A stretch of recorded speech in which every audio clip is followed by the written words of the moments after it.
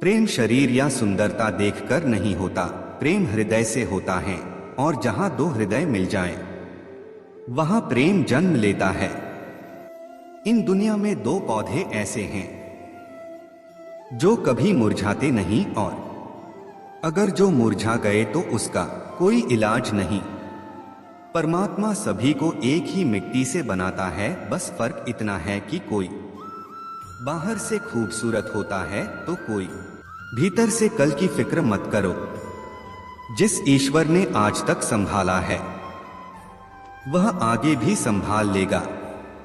ज्यादा हंसने और बोलने वाला व्यक्ति अगर चुप हो जाए तो मान लेना वह भीतर से टूट चुका है।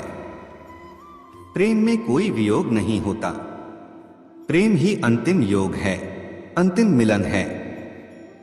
कभी भी स्वयं पर घमंड मत करना। पत्थर भी भारी होकर पानी में अपना वजूद खो देता है। कर्म का धर्म से अधिक महत्व है, क्योंकि धर्म करके भगवान से मांगना पड़ता है, पर कर्म करने पर भगवान स्वयं फल देता है। अहंकार मत कर किसी को कुछ भी देकर, क्या पता तू दे रहा है या पिछले जन्म का कर्ज चुका रहा है। जैसे प्राणी अपने पुराने कपड़ों उतार कर फेंक देता है, नए को धारण करता है, उसी प्रकार यह आत्मा पुराने शरीर से त्याग करके नया शरीर प्राप्त करती है। जब संसार में धर्म की हानि होगी, अधर्म की विजय, तब मैं इस पृथ्वी पर अवतार लूंगा। प्यार में कितनी बाधा देखी, फिर भी कृष्ण के साथ राधा देखी। राधा कृष्ण का मिलन तो बस एक बहाना था, दुनिया को प्यार का सही मतलब जो समझाना था। यदि प्रेम का मतलब सिर्फ पा लेना होता तो हर हृदय में राधा कृष्ण का नाम नहीं होता। जिस पर राधा को मान है, जिस पर राधा को गुमान है, यह वही कृष्ण है जो राधा के दिल हर जगह विराजमान है। राधा की चाहत है कृष्ण, उसके दिल की विरासत है कृष्ण। चाहे कितना भी रास रचा ले कृष्ण, दुनिया तो फिर भी यही कहती है राधे कृष्ण राधे कृष्ण। राधा के सच्चे प्रेम का यह इनाम है, कान्हा से पहले लोग लेते राधा का नाम है। राधे राधे बोल श्याम भागे चले आएंगे, एक बार आ गए तो कभी नहीं जाएंगे। क्रोध की अवस्था में भ्रम जन्म लेता है, भ्रम बुद्धि को नष्ट कर देती है। बुद्धि के नष्ट होते ही व्यक्ति का पतन हो जाता है। मनुष्य अपने कार्यों के अनुसार ही उन्नति व अवंति प्राप्त करते हैं। यह जीवन अगले जीवन की तैयारी है। मनुष्य को सदा अच्छे कार्य करने चाहिए। इस जगत में मनुष्य भौतिक वस्तुओं का भोग कर सकता है, अगर वे चाहे तो सब कुछ छीन सकते हैं। मनुष्य कुछ भी नहीं कर सकता। तुमने यदि किसी वस्तु की इच्छा की, यदि वह इच्छा कृष्ण के अनुकूल नहीं है तो उस कार्य में सफलता नहीं मिलेगी। यह बात हमेशा याद रखो, कैसे भी हालात हो, किसी प्रकार का अन्याय, पाप या किसी भी गलत बात का समर्थन नहीं करोगे, चाहे वह पति हो या पुत्र। जो व्यक्ति अंतिम समय कृष्ण का चिंतन करता है, कृष्ण को प्राप्त होता है। जिस प्रकार पानी में तैरती नाव को तेज वायु बहा ले जाती है, उसी प्रकार विचारशील इंद्रियों में से कोई एक जिस पर मन लगा रहता है, वह मनुष्य की बुद्धि हर लेती है। इसलिए इंद्रियों को डोट कृष्ण भावना में लगाना चाहिए। लोग जिस भाव से मुझे ग्रहण करते हैं, उसी के अनुसार उन्हें फल मिलता है।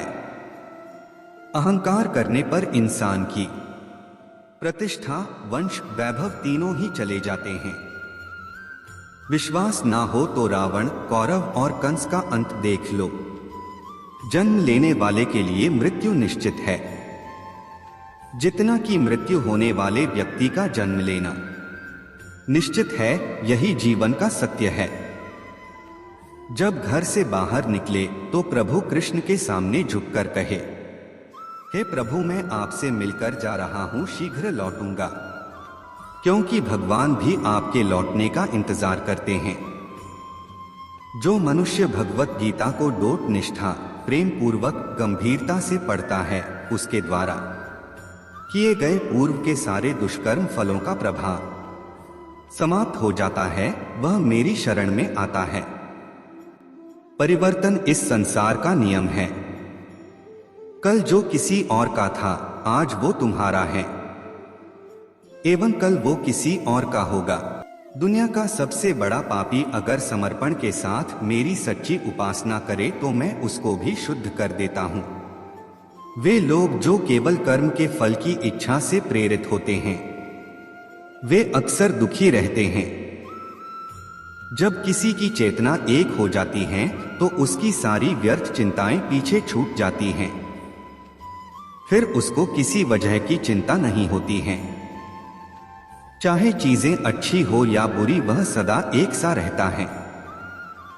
जो लोग अपनी आत्मा से भली भांति परिचित है, वे इंद्रियों पर पूरी तरह से नियंत्रण रखते हैं। अपने भूत की घटनाओं पर चिंतित होना व्यर्थ है। तुम ना तो अपने भूत को बदल सकते हो, ना अपने भविष्य की कल्पना कर सकते हो। तुम केवल चिंतित हो सकते हो, जो पूरी तरह से अर्थहीन है। मन को शिक्षित कर मनुष्य अपने सोचने के तरीके बदल सकता है और कोई भी कदम उठाना सीख सकता है। यह योग का केंद्रित सिद्धांत है। संसार में जीवित रहने के लिए कर्म करते रहना चाहिए।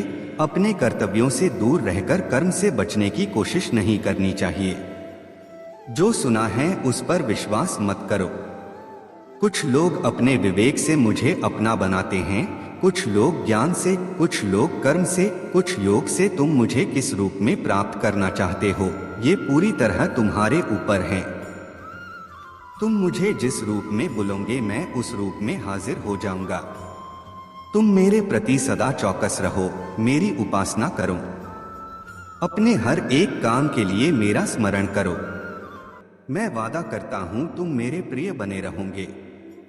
जो मरे प्रिय हैं उनको मौत का भय नहीं रहता है। मौत उनके लिए मात्र पुराने वस्त्र उतारने के बराबर है। इस दुनिया का आकर प्रत्येक मनुष्य के लिए अलग अलग है। मनुष्य अपने सोच और कर्म से इस दुनिया का आकर निर्धारित करता है।